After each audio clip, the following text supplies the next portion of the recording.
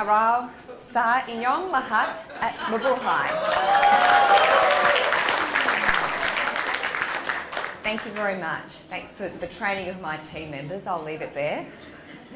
I'm going to share with you my thoughts and experience on the evolution of HR to what it is today, and share how ANZ's HR function has transformed.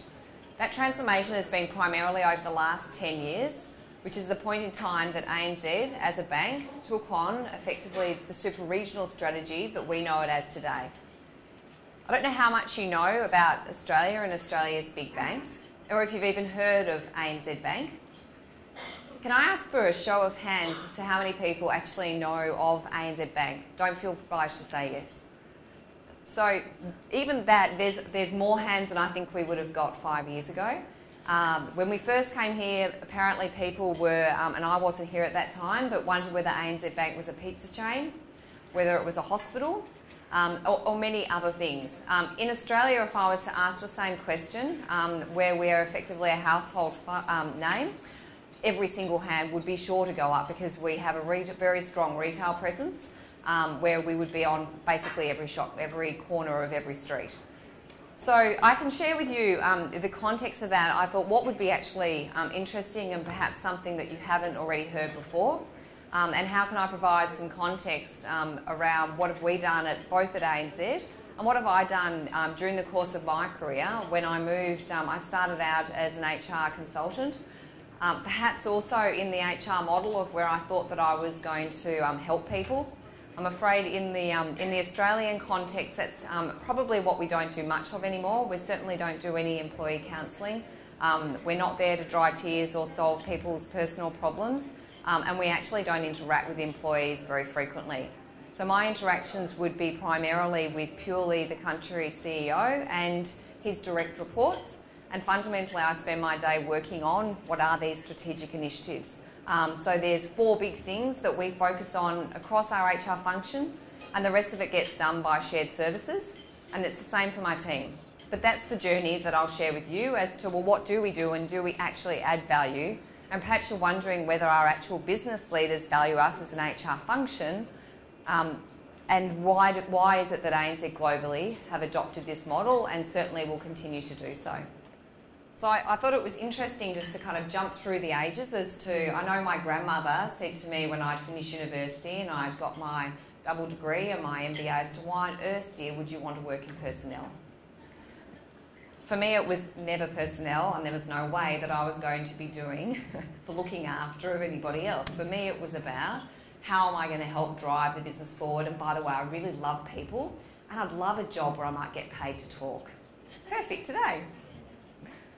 So as we go on the HR journey, for us it's about globalisation and strategic HR. So unless you're actually E-enabled and you're using data and analytics, if you've got 50,000 people you have to manage across 32 countries, it's a physical impossibility to do that in a consistent and connected way unless you're using core technology and there's something other than people running those systems. There's no way people could do it without making mistakes at times. So the work has changed. And that doesn't mean that always it's the right work for the right people.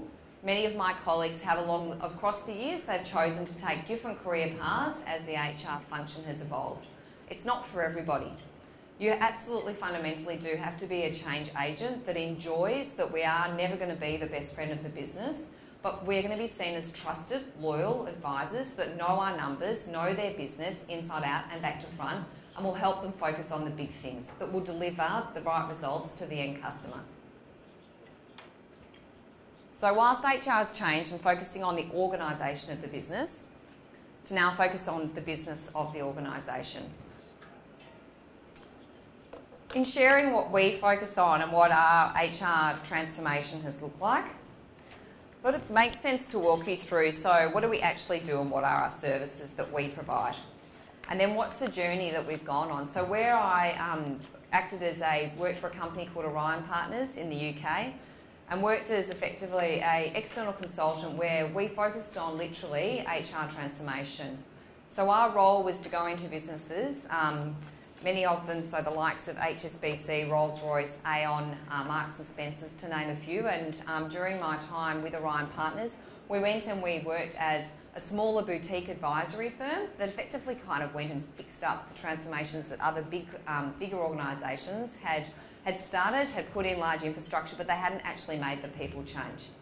So they hadn't worked with the line managers or the HR business partners to actually, and the shared services functions, to say what do they need to do differently in order to support the fact that they now had these fantastically interconnected processes. But it meant that everybody's world had changed.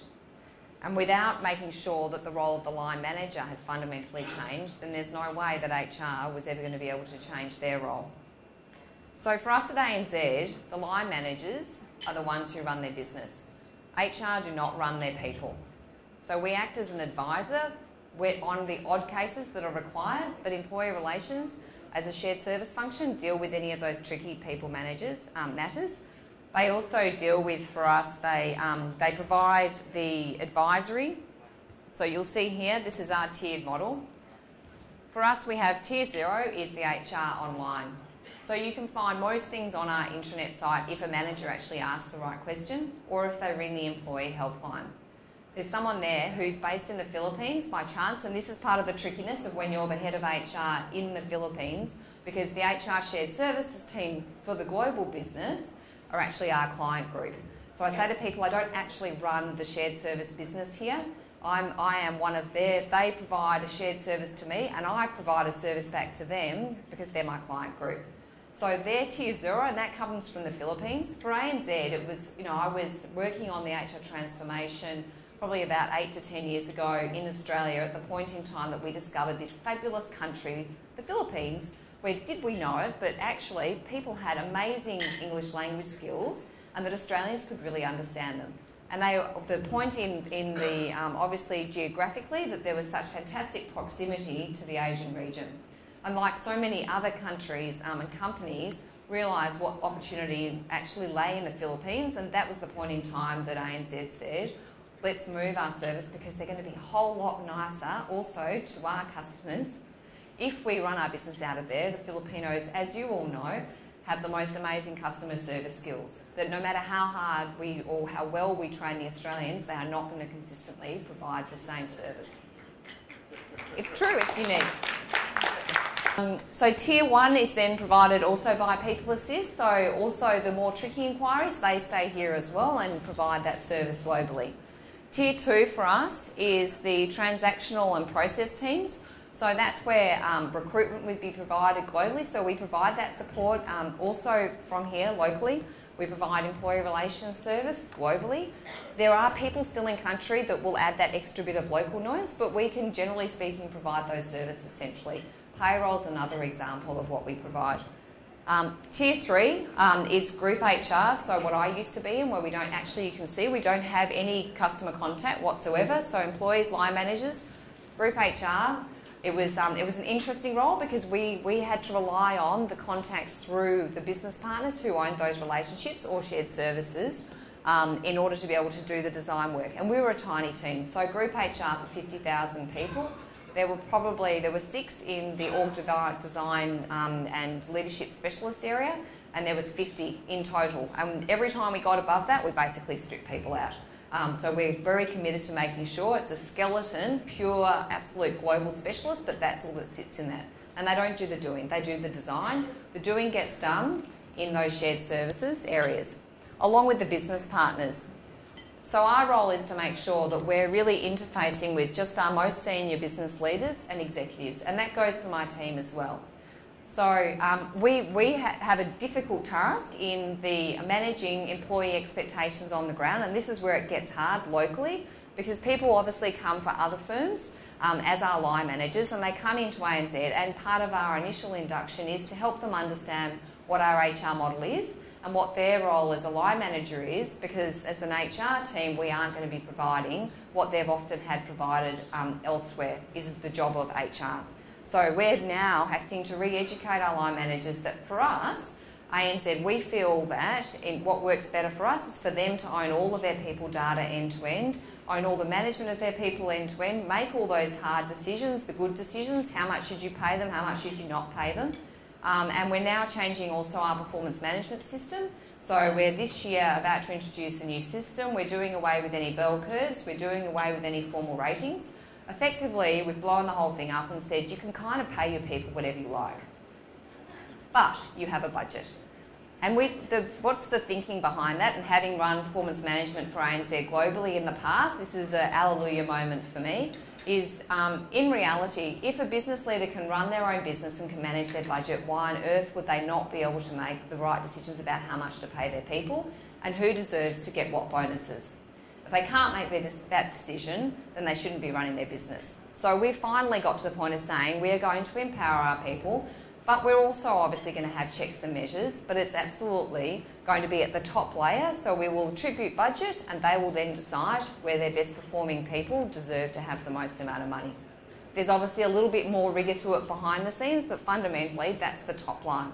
So we're literally about to go into that. I think there's a bit of excitement, a little bit of fear and trepidation as well as the planning kind of people in us. I'm looking at my team down there. We go into how are we going to put enough of a process around this to make sure that we're freeing up our people, but we're not going to have a big mess on our hands either.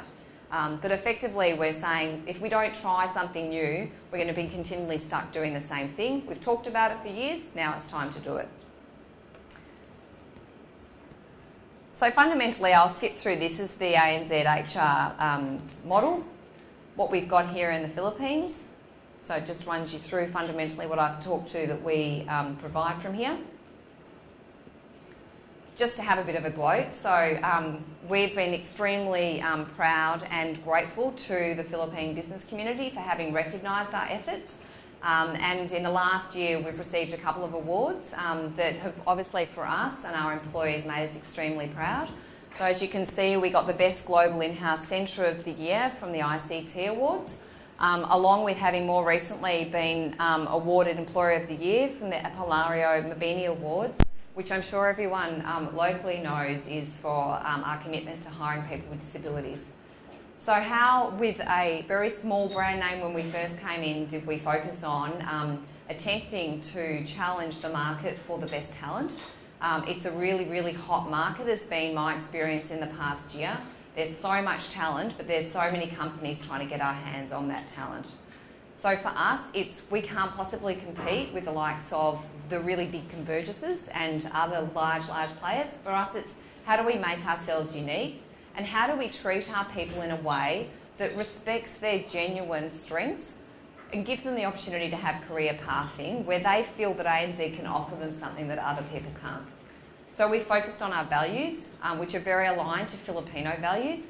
Along with, we've really focused in on diversity. So women in management, we've got 58.3% of our workforce are females, and we continue to really focus in on that.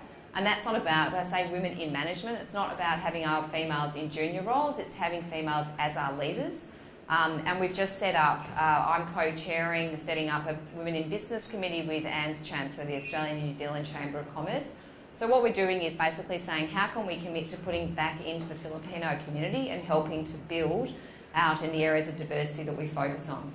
Along with disability hiring, so we've hired close to 20 people just in the last year, which based on our size we think is a great achievement. We've got far more work to do, but we're certainly making inroads, and I think by virtue of the award we've been given, we're really proud. And of course LGBTI is something we're also very active in. The journey to the future and how do I make sure that I'm finishing within the allotted time period? I think for me, there was a very interesting cover to the Harvard Business Review recently, which was, if you didn't see it, a picture of a bomb and suggesting we might just blow up HR. Is that the future of HR, and do I find that scary? I think maybe it is the future of HR as we know it today. So blowing up HR as a concept, if it's back what my grandmother thought and it's personnel management, yes, I think you can blow that up. And we can certainly, there's many people in the room that can, I know, sell us all some fantastic tools, and they'll continue in databases and other ways that robotics are going to be able to manage a lot of things for us. But in terms of, do I think that we'll ever blow up HR as a concept and people management? No, there always needs to be line managers. Businesses will be run by people. Whether they're enhanced people thanks to robotics and all the development that we know we're going to see, but there will still always be people, and people will always want service. And the people that are then serving those end customers are always going to need to look after them as people. So I think you can blow up HR as it existed in the past, but HR as it can be in the future, where we are genuinely seen as business partners, and where business people, as I've hired into my team, I've hired people that aren't HR practitioners, I've hired them out of the business. We're again practicing what we preach, giving them career paths, but also super smart people that are going to be able to run businesses in the future, but they're actually going to run the HR department as well, and hopefully we'll have far more balanced workforces. Thank you for your time.